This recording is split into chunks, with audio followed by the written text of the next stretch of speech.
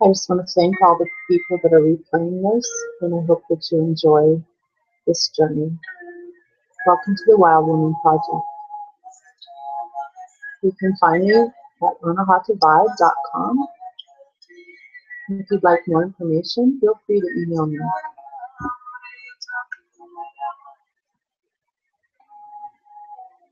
We're going to give it a few minutes to allow people to come into the room, and a minute or so early.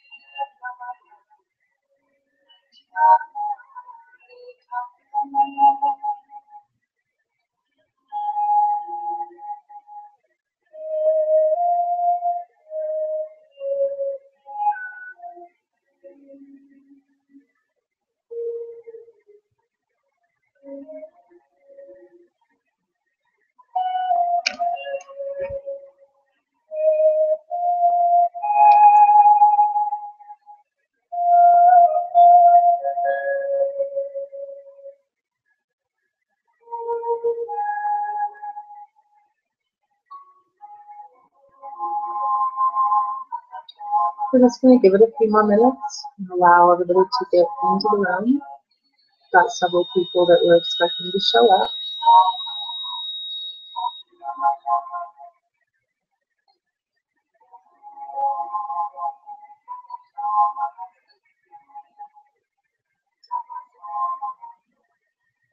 I tend to be kind of prompt with things, so forgive me if you're just now joining us.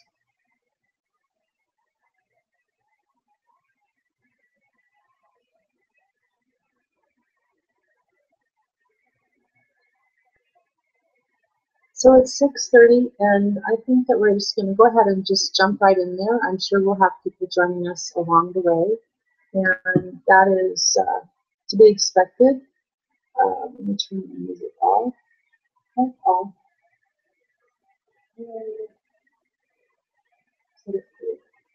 I'm just starting down here. Off.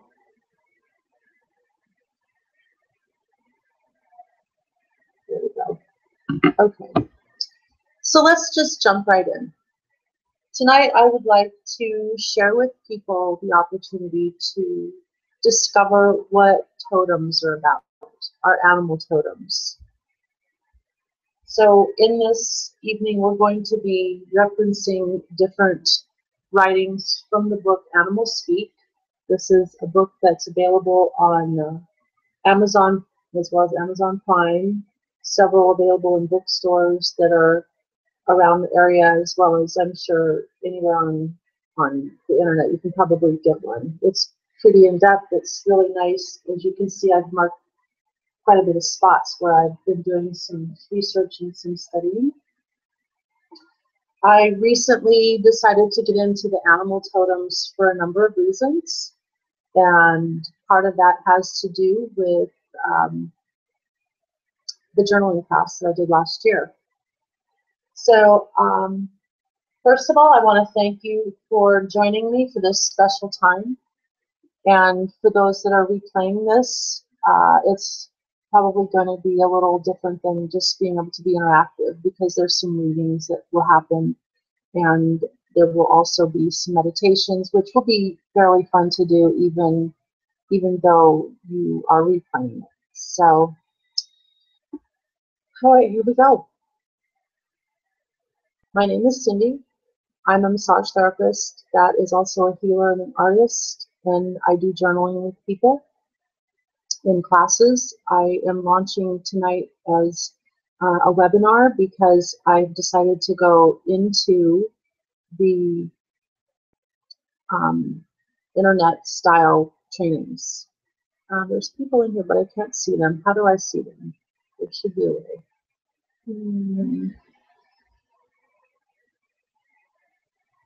Do I have a camera on? Do I have a speaker on? No.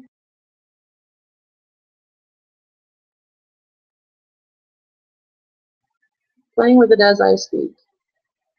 So we have people in here, but I can't see you, and I'm not sure why. I thought that I should be able to see people. Screen share, no, chat. So it looks like I can add the chat here, add people, let's invite people. Okay, well, I can go along as if I don't know what I'm doing, I guess. Let's see. I'm losing it. Huh. Well, go ahead and put some typing up into the chat area so I know that you actually can hear me. So I'm testing. Testing, testing. Hello. Let's just get real connected here. So I'm going to go ahead and start some meditation. And hopefully by doing that, I'll be able to figure out how to get into this a little bit better. It says I have 3 viewers, but I don't know how to find them.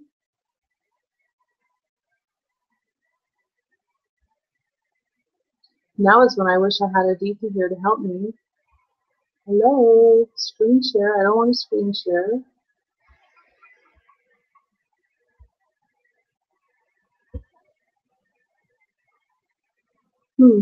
Interesting. Okay.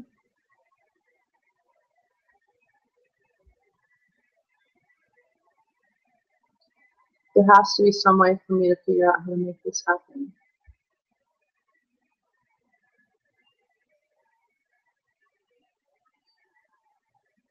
Well, maybe that's not how it works. Maybe I was confused. I thought there was interactive. So evidently there's not interactive that I thought face-to-face.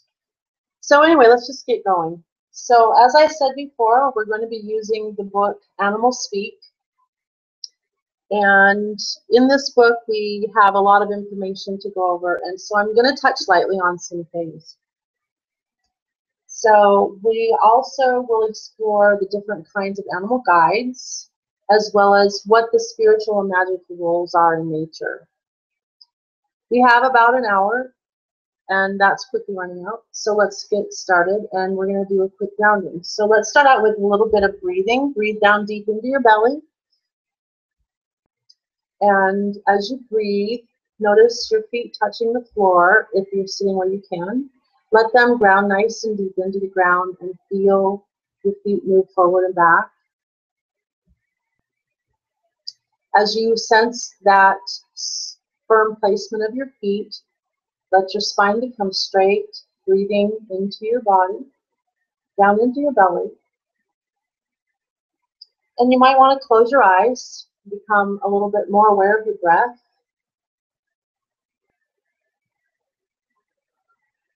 And as you become aware of your breath, listen to the sounds that your body makes. You might be able to hear the sound of your breath going through your nose and down your throat.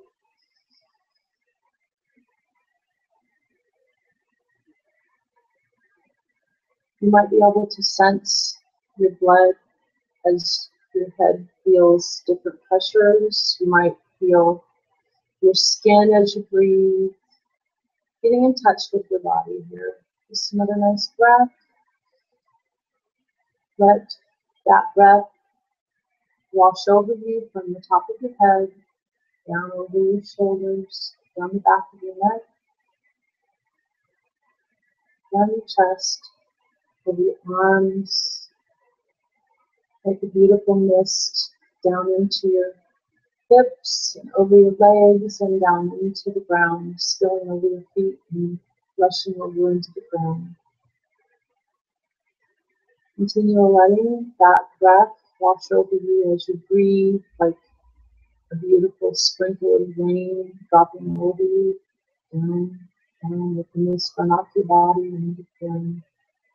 And imagine your feet becoming roots planted deep in the earth. And as you imagine, let them grow deeper. Let that tree grow deeper, become that tree richer. So branch out in your breath, further out and further out. Let your energy field become more and more expanded with each breath.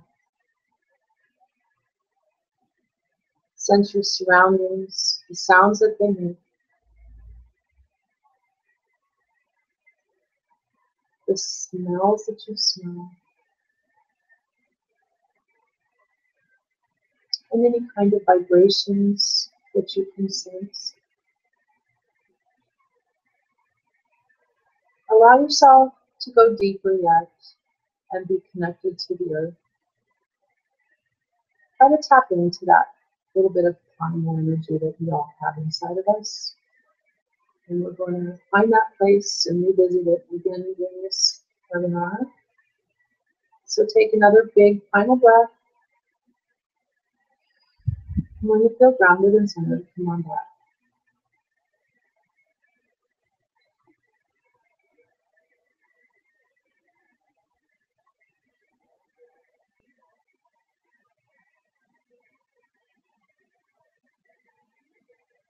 You all with me?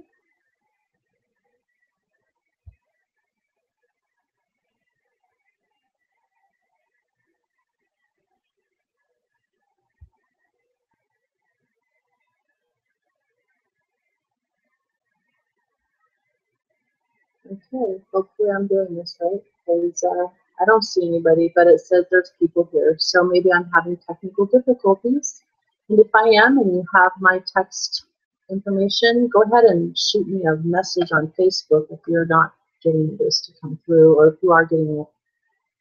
Obviously, I wouldn't be able to get it if you aren't seeing me, right? Okay. So I would like to, well, I wanted to start this out with everybody sharing who they were and why they joined the class, but if I can't see you and you can't share with that, then that's a little bit impossible, isn't it?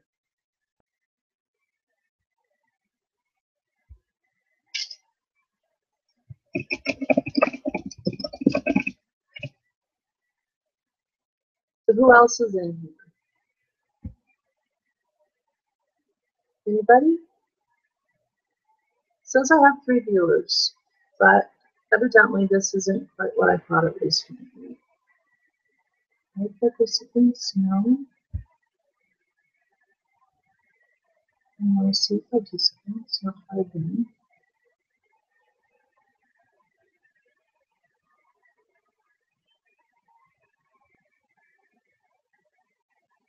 Okay, good. You can see me. Yay. Meredith, thank you for that message. That helps a lot. So I thought that there was supposed to be a feature where we actually see each other. So since there's not, go ahead and type something into the chat so that I know that we can communicate back and forth here. Because my participation that I want to get with people has to do with giving them more information on their totem animals, which we've already discovered. Meredith, yours is a spider, which is pretty cool. I also wanted to share with everybody that this is my first attempt to a webinar, and I do plan on doing webinars for the next 5 weeks and sharing with everybody the first sessions that I'm going to offer for my journaling class. So we are going to get into animal speak here really quick. There are some questions that people have had. How do I find out what my totem animal is? And the easiest way to describe this would be to read you all these points, but what I'm going to do is to tell you first of all my experience. As a young girl, I used to play in the woods. We had property. My grandparents had property, and I would play in the woods. And I would talk to the birds, and I would talk to the trees. In fact, my grandfather cut the top out of a big cedar tree, and I would spend a lot of time in the top of that tree meditating. It had grown back over into itself and created a beautiful flat area that was just the right size for a 7 or 8-year-old to lay across it and get comfortable, you know, up on the branches. So I'd lay up there and I would meditate and I would talk to nature. I would spend time with God. I would spend time in that beautiful, beautiful tree energy. I could have been literally part of the core of that tree because it was just such a beautiful place to be and hang out. So I would find that there was a lot of beautiful vibration from the animals and nature. And I think that that's where I first picked it up. I also spent a lot of time playing on the beach. And in those early years of the 60s, dating myself, in the early years of the 60s, things were relatively safe for kids to wander around. And we lived at the sea. We lived on the seashore. And so I did a lot of sand time. You know, I'd spend time in the sand. I would beach comb and I would pretend I was a mermaid and I would play with the seaweed and I'd make beautiful seaweed pictures with shells and seaweed. And I guess we could call those mandalas or mandalas, whatever I wanted to call them. At the time, I just thought they were beautiful pictures and they were fun and they helped me play. And the whole idea of becoming aware of our wild side and the wild woman inside of us, which, by the way, men and women alike can share the wild woman side because we all have masculine and feminine energies within us. So don't let your gender identify you with who you are when you go to seek that wild side. It doesn't really matter. We are all souls and we are a part of each other. And so it doesn't really matter if we're masculine or feminine. We get to enjoy who we are as a being. So I want to get to a little bit of history, and then we're going to go into finding out how to discover what our totem animal is. So in history, shamans and priests and the religious people of the different cultures, like the Native Americans, the Aborigines, different cultures long ago had connection with shamans and priests and priestesses alike who were very instrumental in connecting the spirit world with the people of their tribes. And so they were considered to be the keepers of the sacred knowledge. So by connecting with the animal world and the spirit world, they kept us as a culture, they kept the culture, their societies connected spiritually. So if somebody had something going on, they could go to the shaman and they could seek out guidance, and the shaman would connect with the animal world, and you may give them some sort of animal totem to carry around, or they could have created for them some sort of animal medicine to be carried in, say, a totem bag, which this isn't necessarily a totem bag like they had, but this is like one of those little cute bags you put jewelry in. This one actually holds my bear totem that was given to me by a close friend who's also a healer, and this comes from her grandfather, which is also bear medicine, which is one of my totems. I work with bear medicine when I work with my clients. So the religious leaders, they would consult the magic of nature. They would connect with the spirit animals, the sky, the water, the woods, the breeze, the earth, and they would be able to create medicine, find answers, as well as guidance for themselves and their people.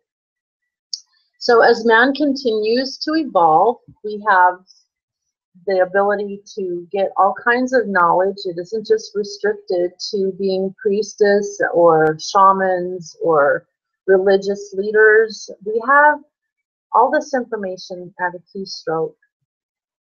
And there's more to it than that. I mean, we have more than just a keystroke. I mean, we can get a lot of information that way, but do we tap in spiritually? So by tapping in, I like to take us through the meditation so that we have the opportunity to connect. And as you're connecting with that energy, you're bringing yourself to a level of vibration where you can actually hear on that spirit level. So we connect in a lot of different ways, and we communicate with nature in a lot of different ways. Some of the most common ways would be looking out the window and seeing what the clouds are doing. Is it raining? Do I want to wear a jacket? Do I want to wear something summery? Do I need a raincoat? Do I want to put on sweats and a sweatshirt and snuggle up under a blanket all day? You know, most of us put on clothes and go to work, and we buy our food in a grocery store, and we find all the modern conveniences. But back in the days that they didn't have all that, they depended on animal energies and animal connections. They were part of their everyday lives.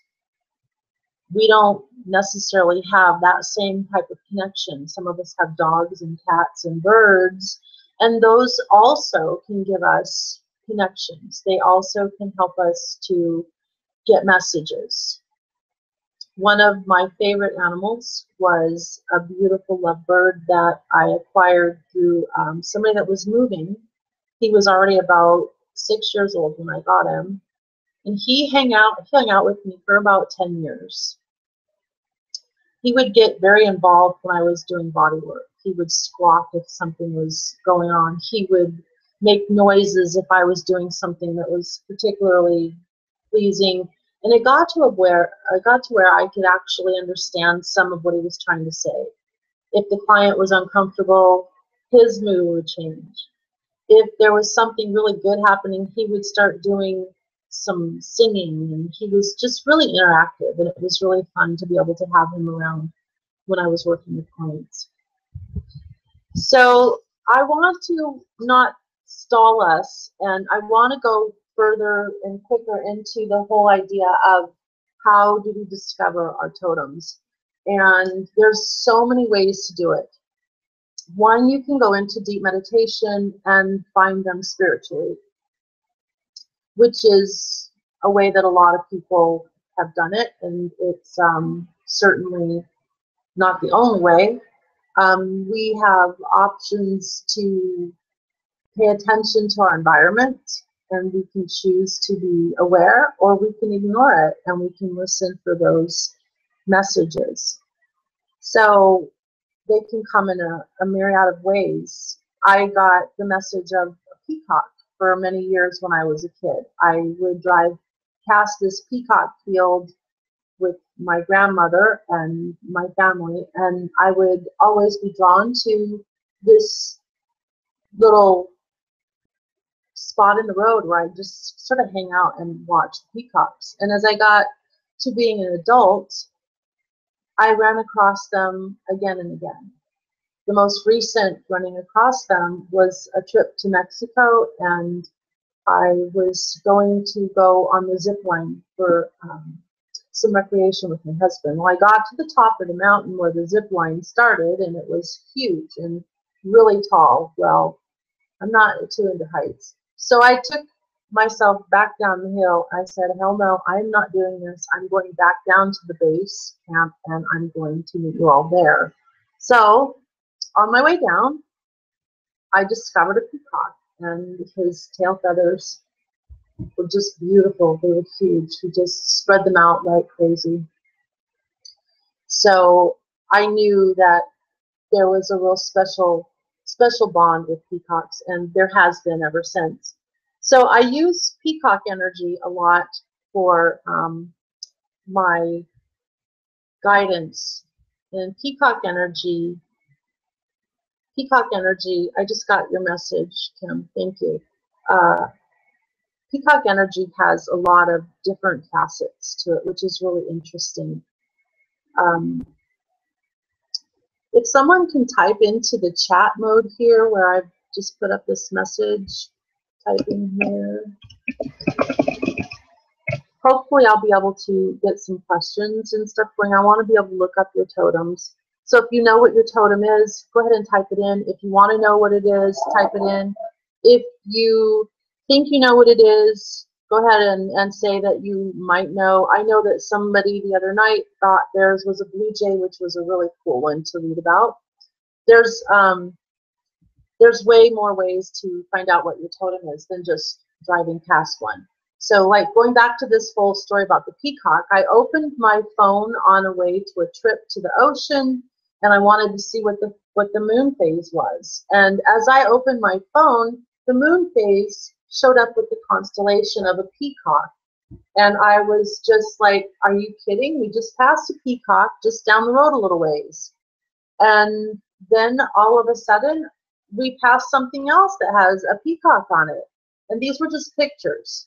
So I find that things come in threes. For me, I usually see something, I usually read something, or I feel something. It's really, it's kind of interesting. There's always some sort of threes that confirms it for me. So I'm going to read from the book.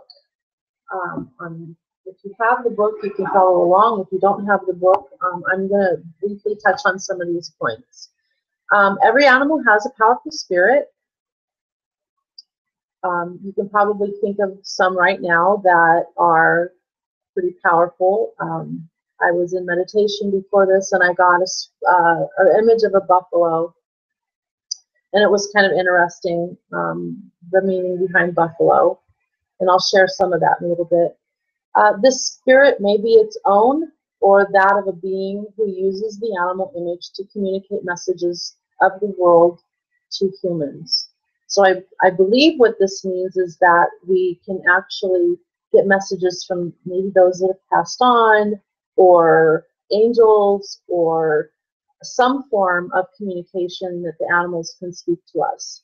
Some of us are lucky enough to have a dog or a cat that they actually can understand what they're saying. I'm not so lucky with the current dog that I have, but I was very lucky in my previous dog. She would literally tell me yes and no for things, and it was interesting. It was kind of like a telepathic thing. So, and here's the next part. Every animal has its own talents, just like we do. We have talents and we have gifts. Every animal has its own talents. Ants can carry really heavy things. Beasts like horses and oxen and donkeys, they can pull heavy carts. Those are some talents that we've assigned them because they don't necessarily pull things in nature, but they're strong animals and they have a lot of strength to be able to do what they do. So the point is that if you study the talents, they will reveal the kind of medicine or magic or power that it can help you develop within your own life. So remember, every animal has a specialty. I brought my giraffe statue in here for one of my scopes, for my periscope marketing time that I was using to get interest for this particular webinar, and I figured that it was equivalent to me sticking my neck out there. That's why my webinar's picture was a giraffe, because this is me trying something new. And so far, I think that it's harder than I thought because I can't see anybody, and I was expecting to have that kind of face-to-face interaction. So I'm probably going to find another type of platform to do this, or I will learn how to use this different. So the lifelong power of animals are usually wild, not domesticated. There are a few exceptions, but these exceptions are often just links to the true power animal. For example, people have dogs, which I mentioned. These animals are actually related to the wild animal of the same canine, which would be wolves. And cats just links to like the bigger cats of the jungles. These have their own medicine and power, but the domesticated animal may only be a softened form of its wilder counterpart. So they're also something else that I don't know if we're going to touch on this in here, but there's also predators. So if there are, if you have a totem that has a predator, and most do, there's very few that don't, there's actually some things to learn about with a predator. So like a peacock's predator is a dog. And I've always been afraid of dogs. So it made sense when I read that a peacock's predator is a dog. Now, a dog may be a link to the wolf, the coyote, or any canine or any wild canine family, and a cat may be the link to a member of the wild feline family, like panthers, lions, tigers, and such. For many, beginning with that domesticated form as your totem is a way of laying a foundation so that someday you'll be able to handle and work more effectively with that true power form. You might be drawn to bigger cats, but you might feel safe with the domesticated cat. Now, the other thing that I thought was really interesting, which made sense, was that the animals choose you. They choose the person and not the other way around. Like, for instance, I thought I was choosing the peacock, but it continuously showed me that I was being chosen by the peacock. I, as somebody who tries not to be really prideful, I thought to myself, oh, I can't do the peacock because people are going to think that I'm just trying to be flamboyant. Well, as flamboyant as I would love to be sometimes, I'm not. I don't like to be a show-off. I like to be authentic. Authentic is really important to me. And what better than animals? Animals are so authentic. They show up being natural, who they are. So sometimes people believe that they can just choose an animal and start communicating with, and usually the ego gets in the way of those times. So wait for it. Wait for the animal to come to you. Wait for the spirit to make itself known to you. You might see the same picture over and over again on TV shows, or you might check out books in the library that seem to have the same theme, and you might be running across the same animal. You might read it in books. Like I said, I see things in threes. So when I found the bear energy in my life, I never wanted to be into bear energy because bears aren't very pretty, and there's that vanity thing coming out, and that's, you know, that one side is the peacock, the vanity of the peacock. The male peacock has this beautiful vanity that he displays, but the other side of that is I have the bear energy.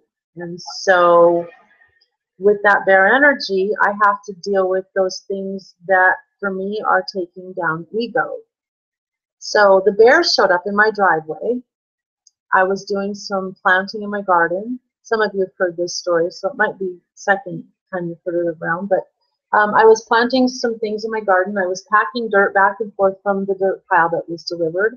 And I was going back and forth to put some around my hibiscus trees. I have Rose of Sharon that grow up here in the Northwest. And I felt something watching me, and then I turned, and out of the corner of my eye, I saw a black figure low to the ground. It wasn't really large. It had to have been a cub. But when I finally took the double take and looked, it was a bear. And it was no more than 3 car lengths away from me. So I was like, you know. So then when my friend gave me this beautiful bear totem, and she said it was from her grandfather, I did some research, and I actually talked to her mom, and sure enough, this was from her grandfather, who has very strong energy, very strong healing energy, very strong energy to view into the spirit. His vibration is so high, it would just knock your socks off. And the man is the most humble, gentle, calm. He's just fabulous. I love him to pieces, and I've had a chance to meet him and get to know him. So there, we've got that the animal chooses us. We don't choose it. I'm not seeing messages come in, so I'm going to assume you guys don't have any questions yet. So number 6, what's important when we find out what our totem is, and please feel free to email me and text me if you have what you think is your totem. If I'm not seeing what you're typing in here for some reason, text me on my, if you have my text for Facebook, feel free to text me there. We have just a couple of viewers in here, so I want to keep this personal tonight. It's much easier that way.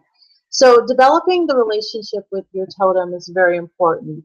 And to be able to get that communication, you need to spend time, you need to understand what the totem is, you need to understand its energies, and understand how they apply to your life.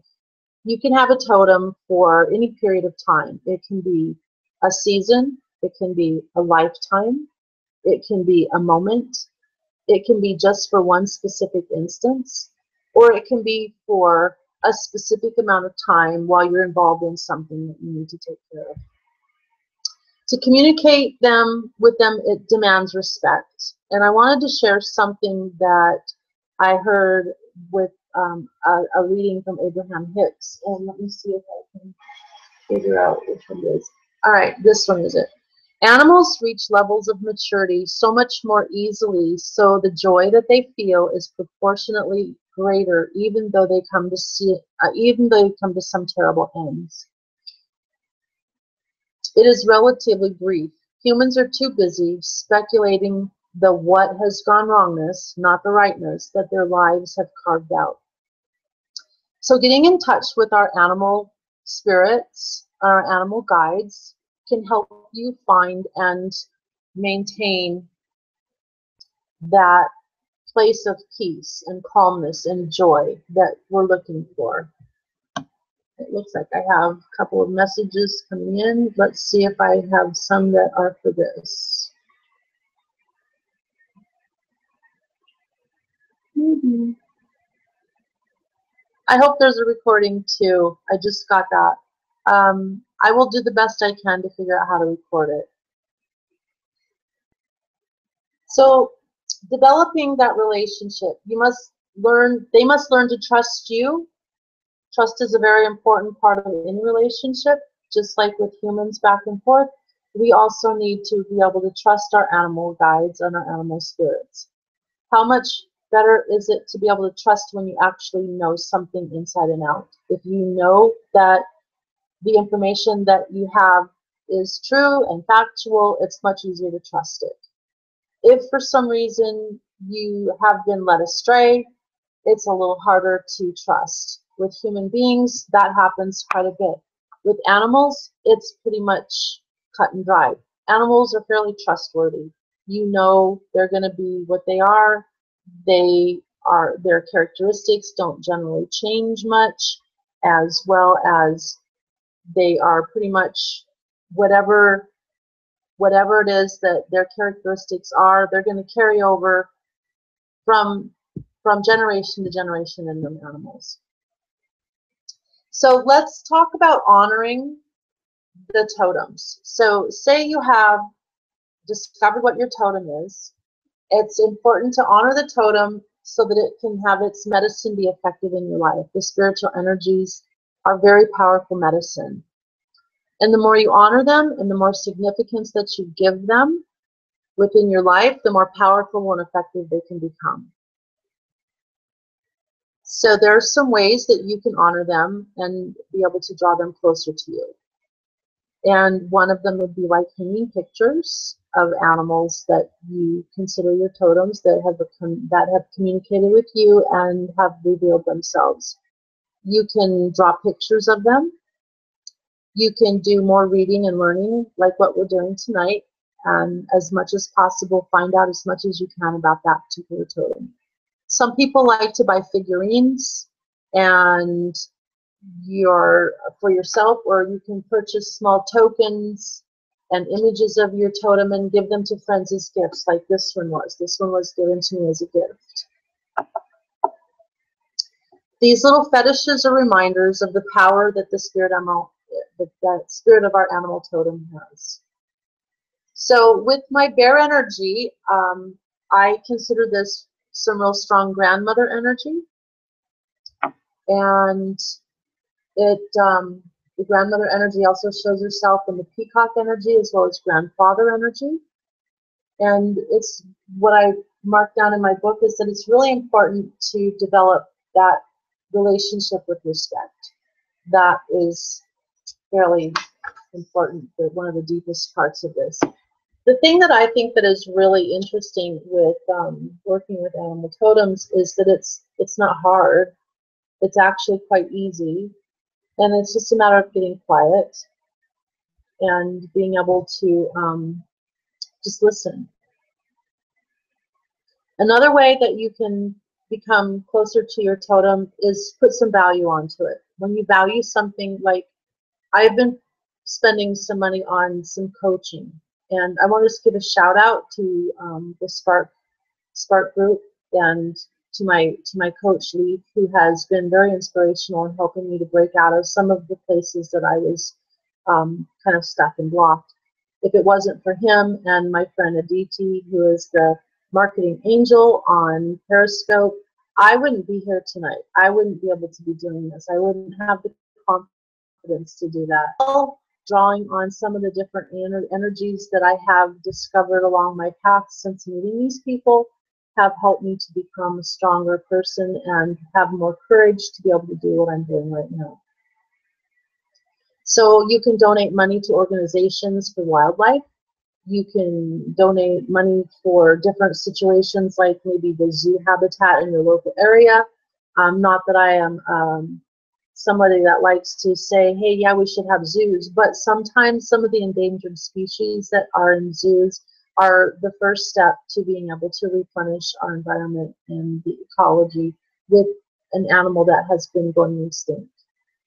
Another thing to do is to dance to honor your totem, and that's a real powerful link. So you can actually put your body in positions of an animal and dance the way you would see an animal dance. So if I was going to do a peacock, I would probably do this sort of a strutting, like get my tail feathers way up there, which, I can't do it. But anyway, get my tail feathers way up there, and I would probably do this, whatever. They have some really loud screeches. I don't screech anymore. I've kind of messed up my vocal cords. I think football did that. Probably that and singing too loud around the drum circle at the same point. So if it's a turtle, you want to learn to creep like a turtle. And you might want to try this when there's no one looking. Do it now if you want to do it now. Pretend you're a spider. Meredith, pretend you're a spider. You can do it. So you want to keep that animal alive within your imagination. Imagination is a really important place to stay cognizant of your spirit animal, because we want to be able to. The book. Let's see. I'm getting a question. What is the name of the book and where I found your totem animal? Meredith, I found your totem animal in this book. It's called Animal Speak by Ted Andrews. You can get this on Amazon. They are under shamanism, nature, and magic. This book runs around $18. You're laughing at me. I wish you could just be right in here so we could see each other and do this. So learning to dance is important around your animal totem. If it's a lion, you want to learn how to crouch like a lion. You might want to roar like a lion. Roar. I'm not good at roaring either. So hopping, flying. One of the things that we do in the shamanic training that I had when I studied Lomi Lomi in Hawaii was flying. And so that for me is really important for me, because that's some bird energy and hollow bones. Birds have hollow bones. And so there's so many different places we could go with this. There's so much depth we could get into, and this platform I'm finding to be a little bit restrictive, because I was expecting to have more interaction, because I thought I was going to see people face to face. So once you learn to work with the medicine of your power animal, it then becomes a doorway to connecting with others of the animal realm. You're not limited to just one totem. I have 3 that I'm working with right now, and today I discovered a 4th one that surprised me, which is not an animal and it's not a reptile. It is, what is it? Oh, I think I should probably look that word up again. It is, it's, where was it? Here it is. It was an amphibian. Okay, so I was on my walk today, and I was doing a mental checklist of what I was going to talk about tonight, and I kept running across these little salamander lizard things. They have the ability to live in water and on land, and that they can reflect that lucid dreaming is going to be stimulated. Amphibians are kind of interesting. They're keepers of knowledge and astral projection. So I had a really interesting day today with all my meditation. I think I probably spent an hour in meditation, and it was really different than it's ever been. And all I could think about were these silly little amphibian salamanders. And the weird part is they were all, because it's been raining, they're all belly up and smashed on the road, which was really sad, and I have to look that up and research that. But on a more psychological level, this is where it hit me, was that they can also reflect the need to learn to use your emotional energies more constructively. So emotional energies are water, and being constructive is a land energy, earth energy. And so by witnessing these poor little salamanders being dead on the road, it's given me a big clue that, and there's more to it than this, but it's given me a big clue that I am moving into an area where I have more control over my emotions. And I've drawn some cards that are in my deck. Some of you know that I do some cards for people. And I've drawn the same card out of 3 different decks today, which was really interesting. It's an unfolding card. So it has to do with my spiritual gifts unfolding. And today of all days, to have those 3 cards be the ones that I've drawn, I thought was quite interesting. Excuse me. Does anybody have any questions?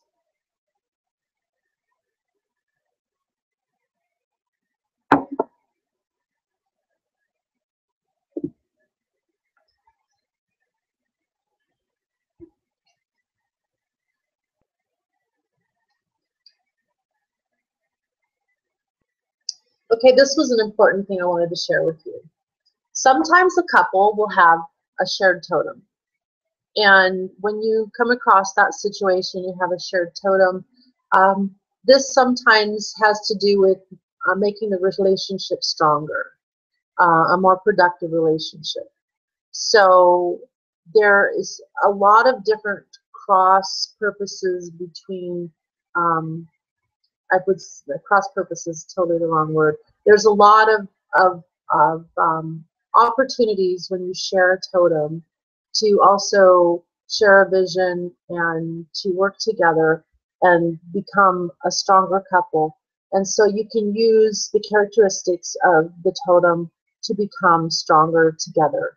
So I would highly recommend that if you are with a partner, you might gently approach the subject and say, hey, you know, have you noticed any animals? Do you feel drawn to any animals? You know, just go into it gently, find out if they have. I wouldn't just be fishy and ask them. You know, it's like any type of religion. You don't want to push people. You want them to come to it. So there's a couple of exercises, and we have about 15 minutes left that we can use to discover and become a little bit closer to your totem energies. And it's a little harder for me to do that with you on this particular type of a platform. But what I'd like to do, if you're up to it, is to, well, actually, there's one more thing I want to do before we do that. If you have a piece of paper, just a simple piece of paper, I want to do a little bit of a meditation with, well, yeah, that would be a fun exercise, and that's not heavy duty. We can do that, and that would be probably our activity with this particular webinar. And I want to use my drum, and I want to give you a few minutes of meditation with the drum. So let's just go ahead and get the, if you have just something maybe that you can draw on, just a piece of paper, if you have a crayon or a felt pen or whatever, grab that up and have it nearby. So when we're done with this little meditation, you'll be able to use this, okay? This is just going to be a short little quick meditation. And if you don't have a paper, that's okay. you can just think it in your head, and you can probably laugh about it when we're done, because this is fun. So I'm just going to use my Native American drum. This was a class that I went to a few years ago, gosh, probably 15 years ago now, 10, 15. And I went to a drum making class with my